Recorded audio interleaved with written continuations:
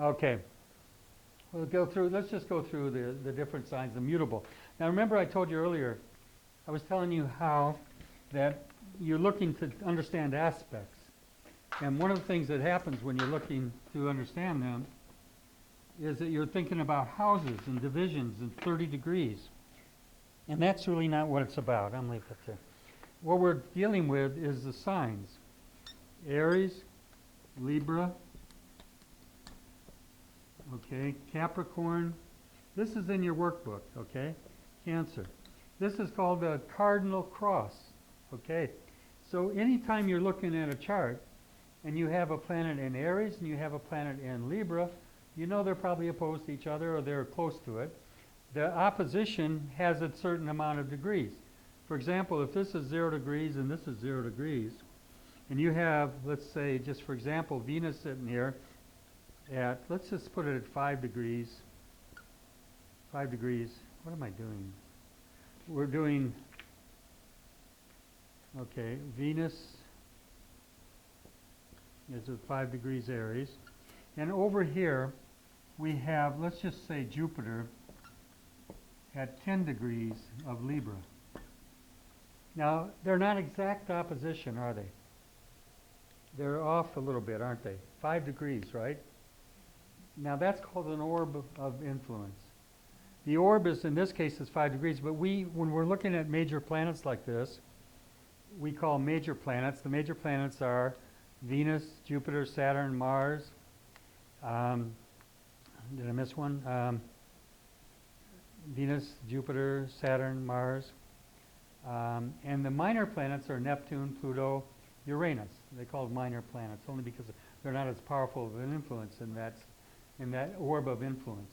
So we use it's in your book, by the way, but you can study this when you get a chance. We use for major planets, okay, we use 8-degree orb. For minor planets, which are, remember I told you, Uranus, Pluto, and Neptune, we use 6-degree orb. Now, if this had been, this is 5 degrees off exact opposition. That's a perfect aspect. You see it? They're opposed by only off orb by 5 degrees. If this had been at 20 in Libra, then we're off by 15 degrees, aren't we? And then you wouldn't read that as an opposition anymore because it's out of orb. Does this make sense?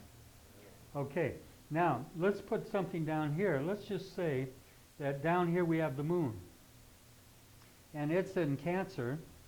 And we know that if it's in cardinal signs, it's going to be squaring Venus. And it might be squaring Jupiter. Okay? Now, if this is sitting at, let's say it's sitting at, may confuse you by this, but I'm going to show it to you. If it's 16 degrees Cancer, is it out of orb to this? Now here's, whoa. The moon has a 12 degree. The moon has a 12-degree orb. The sun has up to 15, so it's very hard because it throws it a wide orb, a 15-degree orb. So in the case of the moon, we got a 12-degree orb. You see what I'm talking about? And in the case of the major planets like Venus and Jupiter, we have an 8-degree orb. Now, how do you know what the orb is if one of those planets is making an aspect to the other? You divide the total of the two, 12 and 8, gives you 20, right? In other words, that could be up to 10-degree orb for this. Is that clear or not? Okay, for example, if the moon has 12-degree orb and the major planets have 8 and they're making aspect to each other, how are you going to know what the actual orb's going to be for those two planets? You're going to add the two together and divide them in half. Yeah, because that'll give you this actual orb. So if you've got 12 degrees for the moon, and you got 8 degrees for a major planet, Jupiter, Venus, Mars, Saturn. Mercury. Good, Mercury. I knew I left something out. So if you've got an actual orb of 12 and 8, and you add them together, you get 20, don't you? You divide that in half, you know what aspect orb you have between those planets, between the moon and Venus, for example, or moon and Mercury, or moon and Saturn. You would use a 10-degree orb with the moon because it's 8 and... It's like averaging out. It's averaging, yeah. She's real good. She's an accountant, so she's good with all that stuff. So that's quick for her. But the point being, right now, don't get over cluttered with it. You'll get a feeling for this as you work with it. And this here, to here is only 4 degrees apart, square. 16, it's only 4 degrees from reaching 20, which will make it perfect square to this. Now, if you're using minor planets, they're 6-degree orbs. So if you have the moon and a minor planet, you got what, 6 and 12 is how much? 18. Half of that's 9. A little less orb. Now, is it that, yes, son? I'm having trouble understanding the numbers. If the moon is at 16 degrees, Right? and you said each planet is up to 30 degrees, where's the rest of 14 degrees? In the quadrant before, the quadrant after? There's only a partial over the moon. Well, if the moon is at 16 degrees Cancer, you could have 16 degrees Cancer on this cusp. You're not looking at houses anymore. You're looking at signs. Oh, I'm wondering where's the other 14 degrees? Where to go? Should I not look at that? It's a crescent moon, that's what it's in. Oh, yeah, I It was don't know, a maybe I'm full moon. trying to have it add up to 30 degrees. He hasn't really drawn Okay. it out, so Yeah, I don't understand. Okay, let's say if we had 0 here, let's just assume we had 0 on this cusp. 0 degrees on the 4th house cusp. And it's sitting right down here, and the moon's right on at 16. So it's it's moved halfway through that house. At 16, it's got to go 14 more to get out of that house. But not out of the house, out of the sign. out of the sun. Yeah, Right. in other words, it's 30 degrees in the sign. So if it's at 16, you know it's in the midpoint of that Cancer sign. If you had another planet up here at 16 degrees, let's say the sun. If it was 16 degrees Capricorn, that's a perfect opposition, which is a perfect full moon, because they're opposed to each other. All right? So when you see a chart with a full moon, I think we had some in this room, but that can be very powerful. It can be very insightful. It can be the psychologist, the person that's really good at working with the subconscious, conscious mind. It can be schizophrenic, because they're opposed to each other. It can be conflict all the time. But, you know, you have to look at the whole chart to get that. The whole thing about this is orbs. You need to understand the orbs. And these are in your manual that I gave you. You have all this already outlined for you. You also have to recognize, let me do this again. Let's do it again. I'll show you another way. Remember, these were cardinal crosses, right? Okay. What if we have, oh, I put tape on there, shouldn't I? Okay. Good. Okay. But what if we had, for example, fixed cross? What does a fixed cross involve? Taurus, good. Opposite sign, yeah. What else? Ooh, no. Oh, I'm sorry, I'm thinking about Earth. You're a Leo guy in Aquarius. Yeah. So here we have a fixed cross. So once you get used to looking at the crosses in terms of signs, you'll start saying, oh my gosh, I have planets in all these fixed signs. Maybe they're squaring or opposing each other, because they tend to do that if they're fixed. The fixed cross, the cardinal cross, and the mutable cross. Remember I told you the mutable cross likes to run away from things? The fixed cross, I told you, people have fixed crosses, they love to what? Dig in, hang in. And then you've got the cardinal cross, they want to take charge. They're very often leaders in society. They'll make things happen. They're very much the doers. I have very little cardinality in my chart, you know, and I know, I mean, it's not my gifts. My gifts are not, I see guys do things and I think, God, I can fix a car. I can't do this. Every time I've tried to do it, I cause more damage than if I'd left it alone. And because this is not my thing. And I have my gifts and my talents, and I began to recognize it in my life that everybody can't have the same gifts. We all have the special gifts. So if you're looking at this, now let's just assume you got, let's say Jupiter sitting at 15 degrees of Taurus. And you look around your chart and you say, well, I see Jupiter's in a fixed sign. What other planets are in fixed signs in my chart? That's going to tell you where the oppositions are in the squares. See that? You're not looking at houses now, you're looking at signs. So if you know that you have Jupiter in Taurus, and then you look over here and you say, oh, right over here is Venus, and it's at, let's say, 10 degrees of Scorpio. Well, they're only how far apart from being perfect opposition? 5 degrees, right? So you know they're in opposition to each other, right? Got it? Now, if there's another planet up here, let's say Uranus is up here, and Uranus is sitting at, let's just say in Aquarius, it's sitting at 8 degrees of Aquarius. Now, tell me what's going on here. What's the orb between a minor and a major planet? Minors are 6 degrees, majors are what? 8. 6 and 8 is 14. Half of that is what? 7. Okay, are these two in square?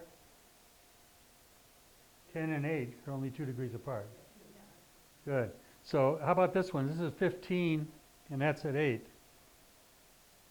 What do you think? 7. Good. Good girl. That's exactly right. And so all these are in a cross. Now, as an astrologer and having done this for 40 years or more, I don't know, 50, more than I can count. But the point being that as an astrologer, I break rules because I've been doing it a long time. And if I see planets are angular, I know the rules. But if I see they're strong angular planets, and you got maybe 2 or 3 planets doing something, and over here, this one's sitting out of orb of one of these, but yet it's making perfect orb to the other 2, I make it a grand cross. To me, it's because this might be pulling a planet down here into orb, and it may pull this one into orb, and this one may be out of orb. But it may be making orb to one of these planets. You see what I'm saying? All of a sudden, you say, well, it's not making an orb to this one, but it is to this one. So the cross forms itself. To me, I bring it in as a reading of a full grand cross. So I don't always go by the book. But you have to have something in Leo? Yeah, if you You have to have all 4. to have a grand cross, yeah. Yeah, let's just say the sun was down here. And let's just assume that the sun was sitting at, I don't know, we could put it at 5 degrees of Leo. Now, is it in orb to this, Venus? Sun and It is, isn't it? It's only 5 degrees apart, right? Is this making clarity now? Okay, is this opposition in opposition 5 and 8? Of course, it's only 3 degrees out, right? Is this sun squaring Jupiter? It's how many degrees apart? 10. And we know the sun's orb is what? Is 15. And the major planets is 8, so that's 23, right? Half of 23 is what? 12 and a half? So you're definitely sitting in orb. So, you know, you're going to really get a feel for this. Now, this is just fixed cross. And we could do that with mutable, okay? If we just change the signs. How bad is it? That was, well, it's not about bad. It's, I always look at it as bad. no. This is example of fixed cross right there. Look at the strength there. That's an example, Elena, over there, of a fixed cross. Powerful strength. They have strength that's amazing. Elena, for a woman, she's extraordinarily strong. I mean, really. You know, if she ever decided to lift weights as a living, she'd become probably a champion. She's got. I might call you when I'm ready to move, right? So anyway, so if we changed all this to mutable, and we go from Gemini, let's say, to Sag, it's all the same story, isn't it? We're just doing a mutable cross now. So we got the same planets and the same different mutable signs. The only difference is the fixed cross we talk about, you said, what is a fixed cross? Fixed cross is what? Help me, one word. What's fixed mean? Stable. Stable's good, I like stable. What else? You had, I might look in here. I might call it stubborn if it's going against my wish. See, I think it's tenacious. And I like this is- tenacious.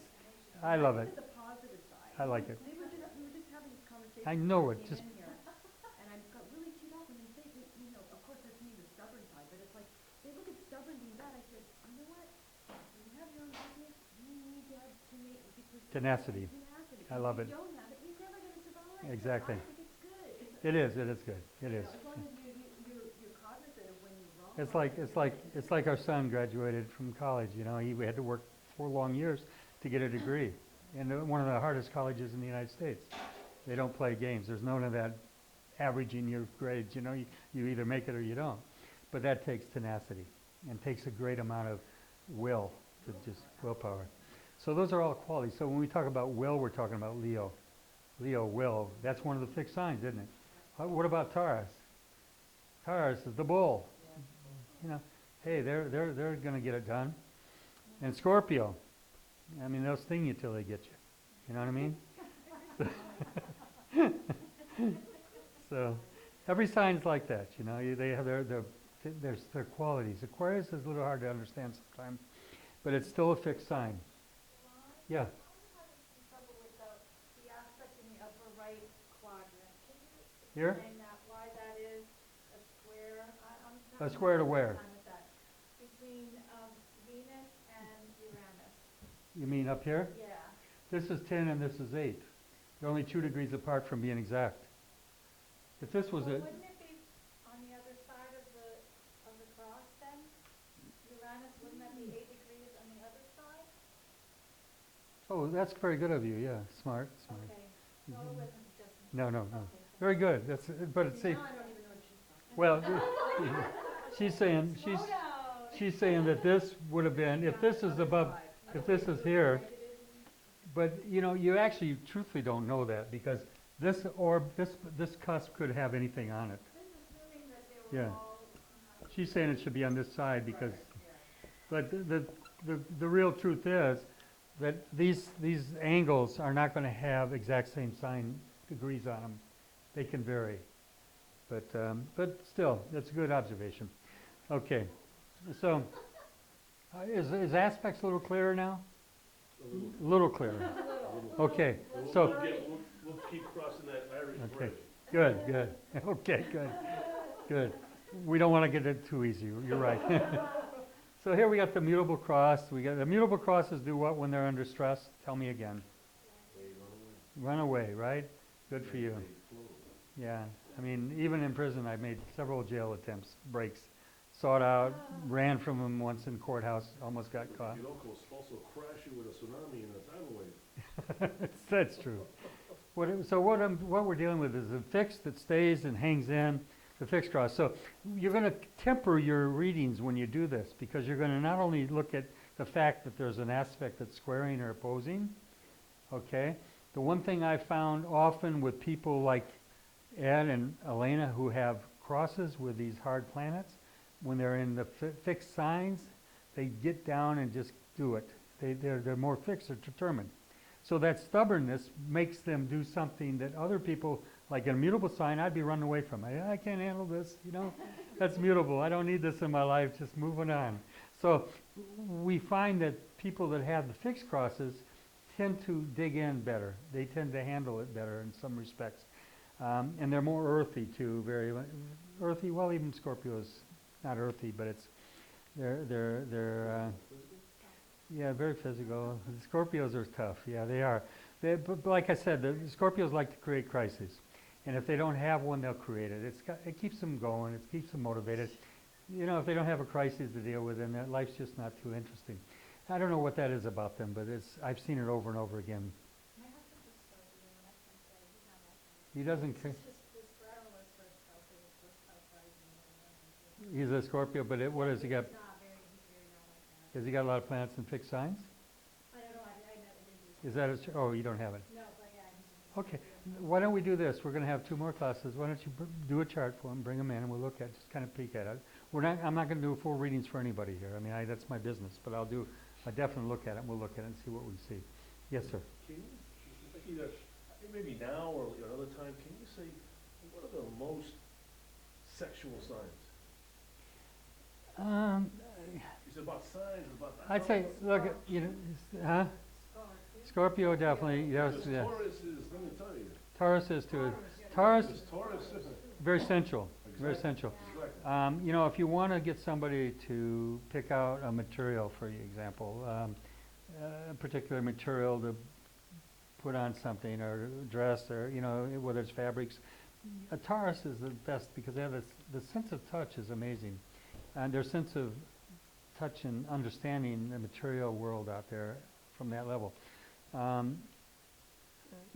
Taurus it's one of all the signs in the Dead Sea Scrolls. The Essenes were quoted as saying that of all the signs, the one with the most light in all the signs is Taurus. Light, yeah. They apportion light to people according to their signs. And this is the Dead Sea Scrolls. The church didn't want them published once they saw what was in them because it was not only astrology, but their their use of Amanita muscaria, the sacred mushroom, for their experiences. They were mushroom cultists, the early Christians. I don't talk about that usually, but they were. They were mushroom cultists, and the reason they were persecuted by the Romans, similar to the war on drugs today. Okay, let's go round up those rowdies that drinking and taking that stuff and dropping out of society. It sounds like the 60s. Hippies of the ancient times. The hippies of the ancients. Let's go get those, round them up, let's throw them to the lions because they're destroying our society. They're not working anymore. They're living together communally. They're giving up this big pursuit of wealth and money, which makes our society go and our economy grow, and we're going to make sure that we're going to put a stop to this movement. And that guy, Christ, let's make sure we get that guy because he's the leader of the pack. So that's what came down. I don't talk about it because people get offended sometimes, but they were mushroom cultists. There's a book out called The Sacred Mushroom and the Cross, and it was written by Allegro, John Allegro, and he was one of the 10 top scholars that worked on the Dead Sea Scrolls. He was ostracized because he published his work and he told the truth because they didn't want it out. The Dead Sea Scrolls have been around for 30 years or more. I don't know how many years. And everybody was excited when they found them. In this cave in Qumran, they found these jugs, exactly, with all these papyrus writings and all this stuff. And they finally got them. It took them years to put it together and to piece it together like a puzzle. When they didn't want to let people know what it said because it totally went against what the Christians thought they had found. So the sacred mushroom was what they were doing, and they wrote cryptically. The scriptures are written with a lot of crypticism. If you read in Revelation, and John the Revelator, he was told, eat of the pages of the book. The Lord spoke to me and he said, eat of the pages of the book.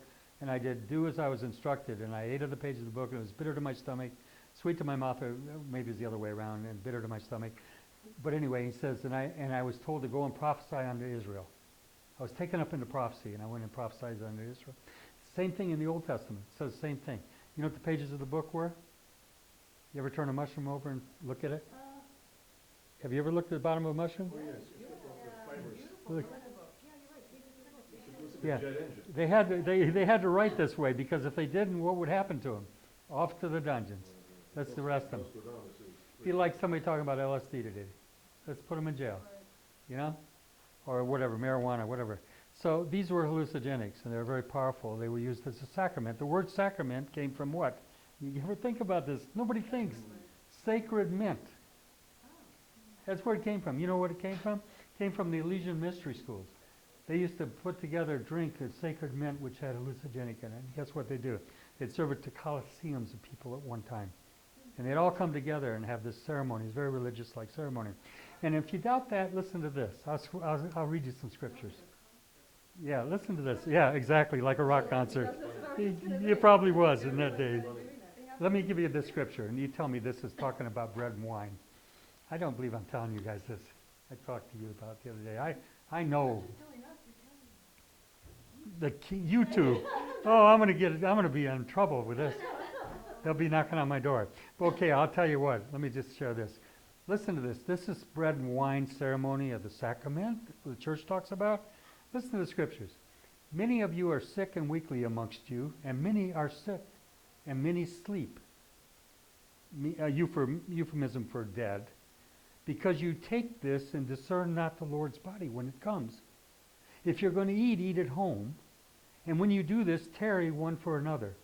You know what tarry means? Look out for each other. Watch over each other. Now, you think that's bread and wine?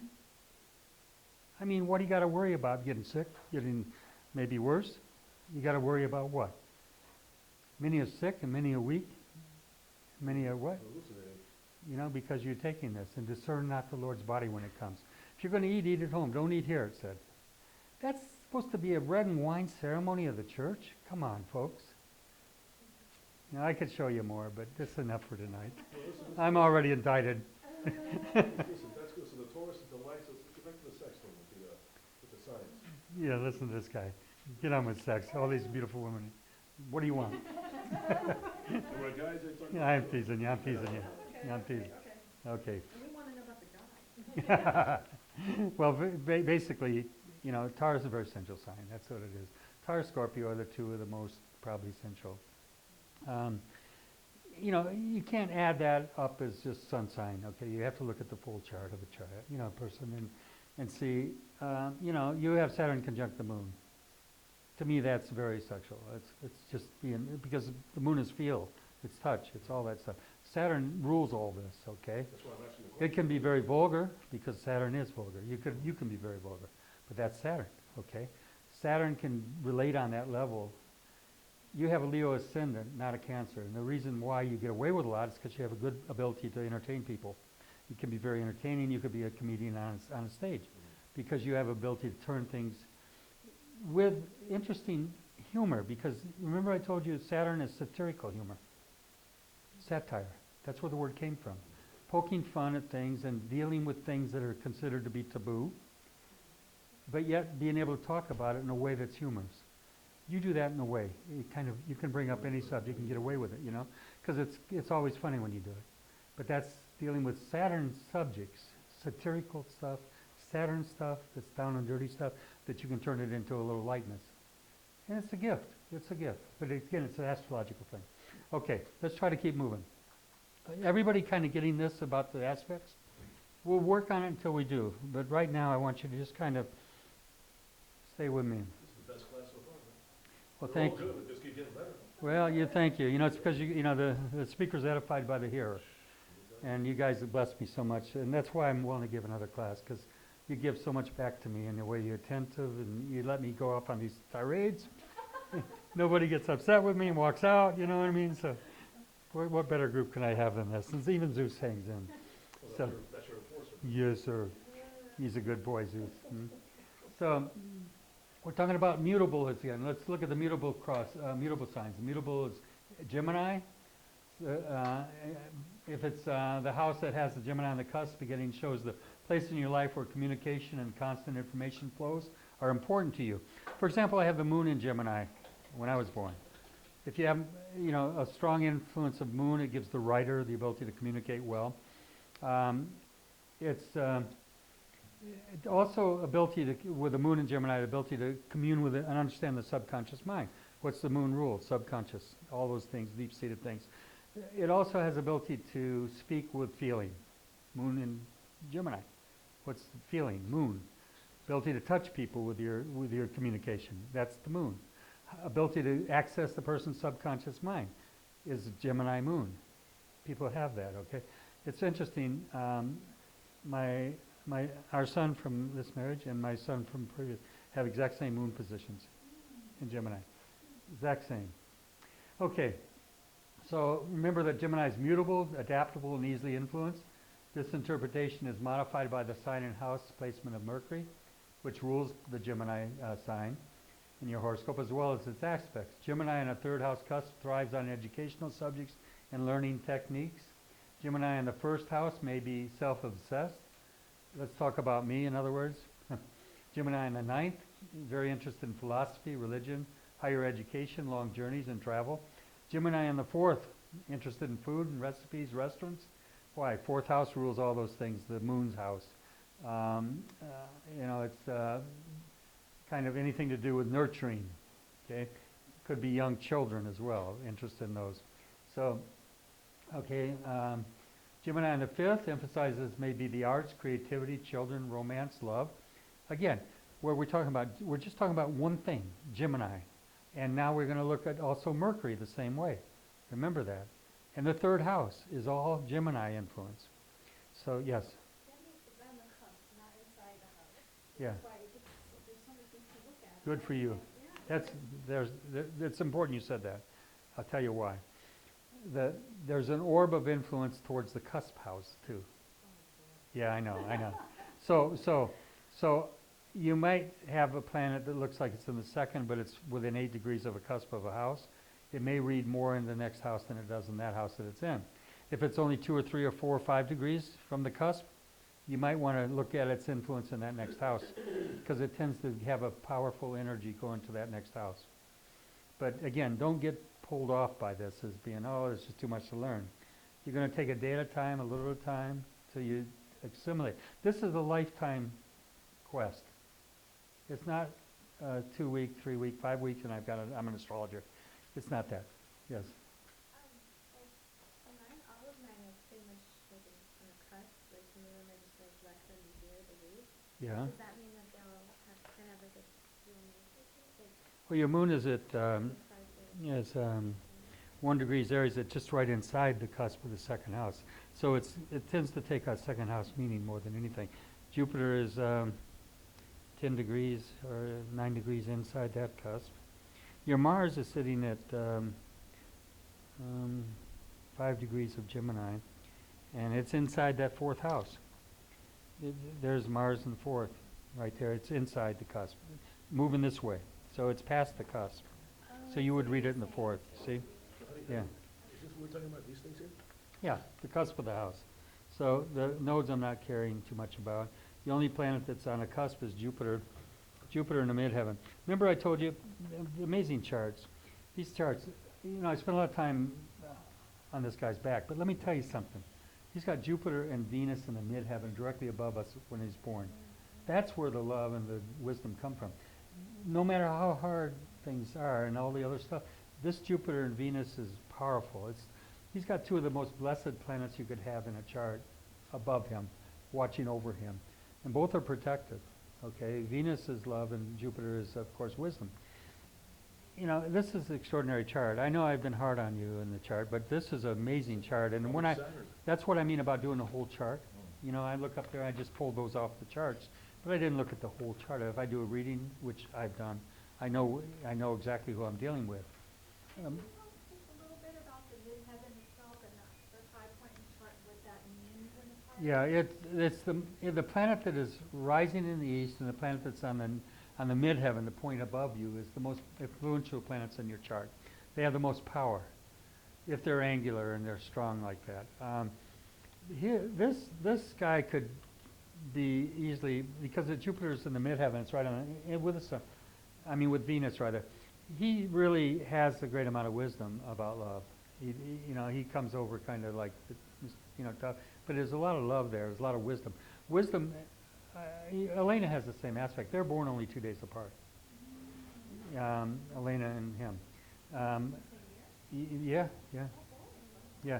And so and she's the same way. She's very athletic. She's strong. She works out. She does yoga all the time. She's very fit. And she has a need. And remember, I've told you, anybody who has Mars square Saturn, which they both have, or afflicting Saturn, needs to work out. You need to. The reason is because Mars gets irritated easy when it's afflicting Saturn, and Saturn does what? Gets depressed. If they don't work out and you put them in and make them sit in front of a desk all day, they'll go crazy. It would drive them nuts, literally, because they need to get time for the gym, to get out, burn off all that energy, and use the muscle and skeletal frame Saturn and put it into stress, because their aspects are in their chart saying they're stressed.